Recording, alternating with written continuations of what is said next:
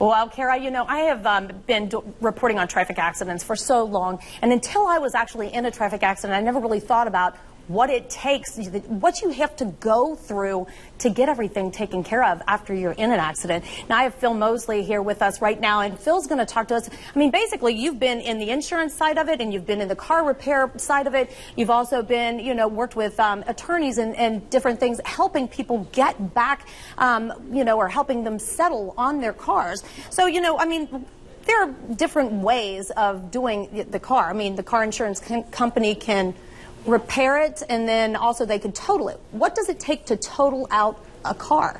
Well, total loss is generally a mathematical equation. It's when it doesn't make financial sense to spend that much money on the car because the majority of the cost is, or it's going to exceed the majority of the value of the car. I equate it to if you're going to spend $750 to fix a $1,000 refrigerator, you don't do that. Right. Now, you know, we have a graphic up right now because in Kentucky, it has to be 75% of the value to total out a car. And it looks like in Ohio, it's the total loss, like a formula, I guess, that you would come up with to see what the value was.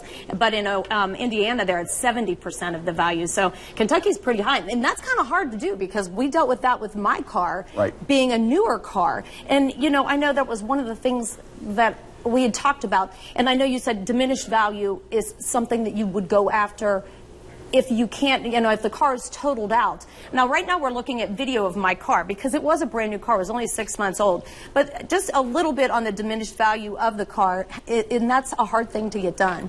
Diminished value is difficult. The diminished value is the difference in what the car was worth right before the wreck and what it's worth right after it's fixed. Right. And businesses are on TV all the time talking about don't buy a car that's been wrecked, buy our service and we'll help you find the car that hasn't been wrecked. That diminishes the value to the consumer. It's tough to get back from the insurance company. It's a fight, and it has to be worth it to you. Yeah. Well, I mean, the other thing was, I know I signed a paper. So how do I know the difference between what I need to sign for a repair?